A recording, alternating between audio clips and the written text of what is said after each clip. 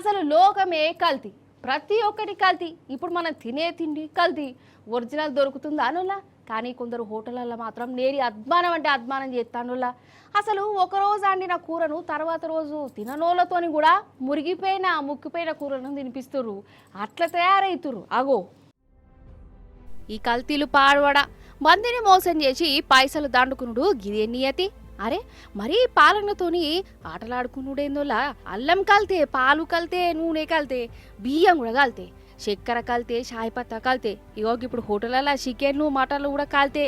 ఖరాబ్ అయిన తిండి.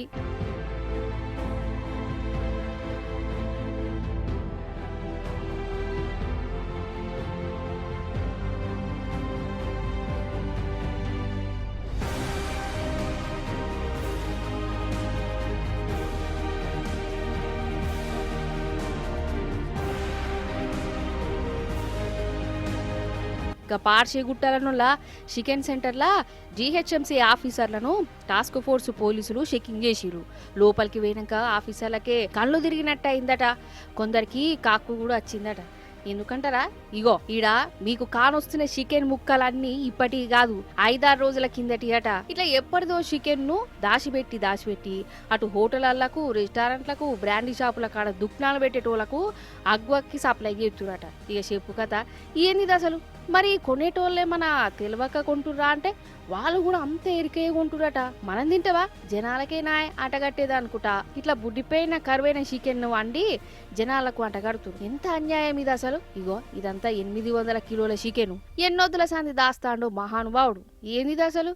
అసలు తినాలనా దా, బతకన్నా లేదా?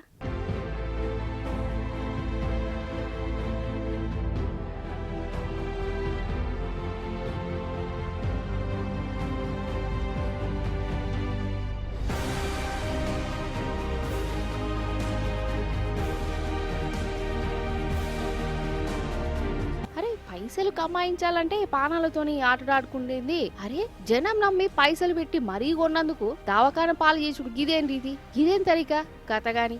ఇగో గిట్ల తయారైతురోలా ఆడాయిడా అని కాదు, అంతటా గట్లనే ఉన్నారు. ప్రతి ఒక్కటి కల్తీ చేసుకుంటా మందిని ముంచుతూనే ఉన్నారు.